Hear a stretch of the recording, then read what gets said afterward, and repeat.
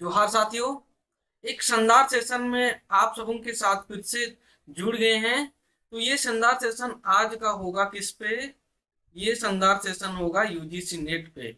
और UGC net में भी विशेषकर ये ट्राइबल एंड रीजनल लैंग्वेज पे। आपके बहुत सारे दोस्त हो सकते हैं या सीनियर हो सकते हैं कि वो यूजीसी नेट का एग्जाम देते हैं, टीएरएल से देते हैं, उनका जेआरएफ भी निकल जाता है। लेकिन जब पीएचडी में एडमिशन की बारी आती है तो उनको गाइड की दिक्कत होती है। तो एक क्वेश्चन है कि क्या जेआरएफ निकलने के बाद भी नहीं मिल रहे हैं गाइड? ये क्वेश्चन। दूसरा क्वेश्चन है कब खत्म होगा टीआरएल में पीएचडी गाइड का सुखार? एक हिसाब से आप यदि थोड़ा पता कीजिएगा टीआरएल में खासकर, तो अभी रिसर्च स्कॉलर के लिए सबसे बड़ी समस्या है कि उनको गाइड नहीं मिल पा रहे हैं। बहुत उनके पास नेट है, जेआरएफ है, लेकिन इसके बाद भी वो पीएचडी में एडमिशन नहीं ले पा रहे हैं। बिकॉज ऑफ कमी हो किसकी है? मतलब असिस्टेंट प्रोफेसर या प्रोफेसर की कमी कारण ये एडमिशन नहीं ले पा रहे, रिसर्च गाइड नहीं मिल पा रहे इसलिए। तो अगला क्वेश्चन है क्या टीआरएल रिसर्च स्कॉलर के लिए अच्छे दिन आने वाले हैं? अब तक तो आपने दुख भरी कहानी सुन ही ली, तो क्या अच्छे दिन आ सकते हैं? मोदी जी ने के अच्छे दिन तो अब तक आए नहीं। लेकिन हाँ दोस्तों, टीआरएल के रिसर्च स्कॉलर के लिए अब अच्छे दिन आने वाले हैं। ये कौन बोला? मैं बोल रहा हूँ, बिनादर सांडिल। आप नाम देख ही सकते हैं। और मैंने खुद 3 बार, एक बार नहीं, 2 बार नहीं, 3 बार जेआरएफ निकाल चुका है। और इस दौरान जो मैं यूनिवर्सिटी के आसपास विजिट किया, बहुत सारे प्रोफेसरों से बात किया, तो इस दौरान जो हमें कंक्लूजन मिला वही आज आपके सामने लेके आए हैं कि सच में टीआरएल रिसर्च स्कॉलर के अच्छे दिन आने वाले। तो देखते हैं इस खबर को आगे विस्तार से। ये एक पेपर का कटिंग था। रांची विश्वविद्यालय को मिले मुंडारी के 18 सहायक अध्यापक। और है जेपीएससी की अनुशंसा पर नियुक्ति प्रस्ताव स्वीकृत हो चुका है। रांची यूनिवर्सिटी में 18 लेक्चर मिले। अब रिसर्च को गति मिलेगी। ये कथन मेरा नहीं है, ये दैनिक भास्कर का है। मैंने खुद कहा है कि अब रिसर्च को गति मिलेगी। तो आपकी क्यूरियोसिटी जाग रही है कि कब, आज, कल, परसों, कब? तो धीरे धीरे धीरे इस पे विस्तार से अब बात करेंगे। आप इस वीडियो पे बने रहिए। सबसे पहले इस वीडियो को अभी लाइक कर लीजिए और चैनल को अभी तक सब्सक्राइब नहीं किया तो सब्सक्राइब कर लीजिए। इस तरह की मजेदार जानकारियां आपको यही मिलती रहेगी। ये मतलब न्यूज है। तो पीएचडी प्रवेश के लिए नियम और शर्तें क्या होती है? जैसे कि आप लोग जानते हैं, इसके लिए तो सबसे पहले जिस सब्जेक्ट में आपको पीएचडी है करना है, तो उसमें एमए मास्टर डिग्री होना चाहिए। मास्टर डिग्री, चाहे एमए, एमएससी या एमकॉम जो भी हो, ये डिग्री होना चाहिए। एमएससी या एमकॉम होना चाहिए। साथ में एक परसेंटेज होता है, दैट इज 55%। हालांकि कैटेगरी वालों को कुछ छूट मिलती है। इसके अलावा साथ में आपको एक गाइड होना चाहिए। तो पीएचडी में एडमिशन के लिए या पूरा करने के लिए गाइड एक प्रकार का भगवान है। तो ये दो चीज का आपका होना बहुत जरूरी है। पहला तो आपका मास्टर डिग्री होना चाहिए, दूसरा आपका गाइड होना चाहिए, और तीसरा या तो यूनिवर्सिटी के द्वारा निकाला गया प्रवेश वाला उसको पास कीजिए, या फिर यूजीसी के द्वारा लिखा गया नेट एंड जेआरएफ क्वालिफाई कीजिए। ये 3 तरीके, 3 शर्तें होते हैं। तो चलिए आगे बढ़ते हैं। अब ठीक है, जो पीएचडी गाइड की जरूरत पड़ती है तो उनका क्या क्या क्राइटेरिया होता है? कोई ऐसा तो नहीं है कि भाई कोई बैल चलाने वाला है उसको लेके आ गए और बोले कि नहीं यही मेरा गाइड होगा। ऐसा नहीं हो सकता। इसके लिए कुछ नियम और कानून कायदे हैं। ये यूजीसी नेट के द्वारा निर्धारित की गई है, यूजीसी के द्वारा किए गए नेट के लिए नहीं। तो अब देखते हैं क्या क्या नियम शर्तें हैं। पहला नियम शर्तें हैं कि वो क्या होना चाहिए? नियमित नियमित रूप में वो आचार्य होना चाहिए। मतलब जो भी आपका गाइड होगा उस यूनिवर्सिटी का रेगुलर फैकल्टी होना चाहिए, या तो प्रोफेसर होना चाहिए, असिस्टेंट प्रोफेसर होना चाहिए, या एसोसिएट प्रोफेसर होना चाहिए। इसके साथ ही यदि वो प्रोफेसर है तो कम से कम उसके पास 5 शोध प्रकाशन प्रकाशित किए गए। यदि वो असिस्टेंट प्रोफेसर है या एसोसिएट प्रोफेसर है तो उसके पास पीएचडी होना चाहिए और कम से कम 2 शोध प्रकाशन होने चाहिए। तो चलिए, ये सब तो बड़ी बात नहीं है। पहला होना चाहिए कि वो नियमित होना चाहिए। नियमित होगा तो बाद में ये देखेंगे कि भाई उनका कितना शोध है। तो जब इतने बड़े पोस्ट में है तो उनका शोध होंगे। इसमें कोई नो डाउट है। तो पहला दिक्कत है कि भाई नियमित। तो बहुतों का क्वेश्चन होगा कि आप सर अभी दिखा दिए थे कि न्यूज की इतने लेक्चरर मिले, ये मिले, वो मिले, तो क्या वो नियमित नहीं है? वो नियमित ही हैं, लेकिन अभी नियमित नहीं है। कब नियमित होंगे उनका बारे में हम लोग डिटेल में इसमें स्टडी करेंगे। इसमें कुछ बताया गया कि भाई कितना कितना गाइड कर सकते हैं। तो जो प्रोफेसर होगा लगभग 8 कर सकता है। इसके बाद जो एसोसिएट प्रोफेसर वो 6, और असिस्टेंट प्रोफेसर 4। हालांकि टीआरएल के केस में इसमें कुछ छूट मिल गई है, कुछ अन्य स्टूडेंट को भी ऐड कर सकते हैं। तो चलिए अब देखते हैं जिनके द्वारा इनका नियुक्ति हुआ, उन्हीं नियमावली को देख लेते हैं कैसे कैसे इनका नियुक्ति हुआ, उसमें क्या क्या शर्तें थी। अभी जो आपको दिखा है ये देखिए, रांची यूनिवर्सिटी में इतना सहायक मिला, ये लेक्चरर मिले, ये न्यूज आया, तो इनका नियुक्ति कौन किया था, कैसे हुआ था, और उसमें क्या क्या शर्तें थी, उनको एक बार देख लेते हैं। शर्तें पहला तो ये एमपीएससी के द्वारा निकाला गया था, 2018 में निकाला गया था, 31/8/2018 को निकाला गया था, और फॉर्म भराया था बकायदा। भरने के बाद जो भी है एज जो है सब कुछ ठीक है। कितने आसपास के पोस्ट आए थे, उसमें टोटल अच्छे खासे पोस्ट आए थे। कितने आए थे?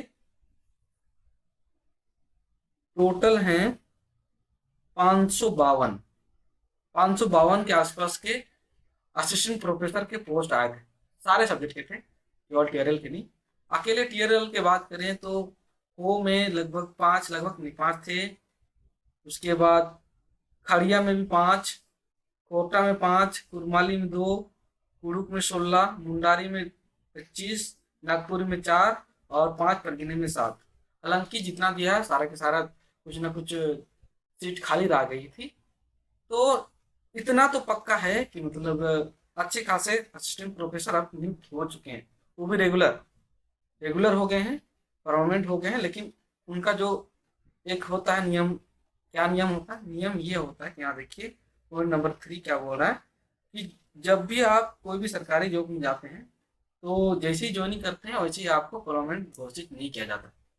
कुछ समय के लिए आप प्रोविजन पीरियड में रहते हैं। तो जो असिस्टेंट प्रोफेसर अभी नियुक्त हुए हैं, ये 2022 के आसपास अगस्त सितंबर अक्टूबर यही रेंज में नियुक्त हुए थे। तो मिनिमम उनको 1 साल का प्रोविजन पीरियड खत्म करना पड़ेगा। जब 1 साल के हो जाएंगे तभी जाके वो परमानेंट कहलाएंगे। लेकिन साथ में ये भी बोला गया है कि यदि कुछ स्थिति ऐसा नहीं बनती तो 1 साल के लिए विस्तरित की जा सकती है। मतलब प्रोविजन पीरियड 1 साल से 2 साल तक का हो सकता है। तो जिनको 1 साल में ही प्रोविजन पीरियड खत्म हो गया, वो अब जल्द ही आपके लिए गाइड बन सकते हैं। और इनका 2 साल है तो वो 2024 में बन जाएंगे, बहुत कोई 2023 में बन जाएंगे, और बहुत कोई 2024 में बन जाएंगे। और लगातार इसके बाद जो आप सीट्स आपको दिखाए हैं, तो उसके बाद पाले मुंगारी के हुए, इसके हुए, उसके बाद संथाली के भी हुए, उसके बाद कुड़ुक के भी हुए। तो आप न्यूज वगैरह देखते हैं तो आपको पता होगा। तो मेरा यही बताने का मतलब था कि आप जो दिक्कत थी टीआरएल में गाइड का, वो लगभग खत्म ही हो गया है। जल्द ही मतलब अब आपको गाइड बहुत सारे मिल जाएंगे। अब आपका जो रिसर्च में दिक्कत हो रही थी वो दिक्कत नहीं होगी। ठीक है, तो गाइड भी अब मिलने वाला है, सब कुछ है। तो अब एमए भी आपका हो रहा है या होने वाला है। लेकिन समस्या अब आ रही है, क्या आपके पास नेट पास किए हैं, आपके पास जीआरएफ है? यदि नहीं है तो आपको जल्दी जल्द ये प्राप्त कर लेना है। और जिनके पास है तो आप जल्दी से आप लोग क्या कीजिए, सिनॉप्सिस वगैरह रेडी कीजिए, और गाइड जो भी असिस्टेंट प्रोफेसर है उनके संपर्क में रहिए, उनसे थोड़ा सा बातचीत करते रहिए। और यदि आपको दिक्कत हो रही है सिनॉप्सिस वगैरह बनाने में तो आप प्रोफेसर सबकी हेल्प ले सकते हैं, और बेसिक आइडिया वगैरह उन्नयन टीम आपको दे देगी कि किस तरह से बनाना है, कैसे है।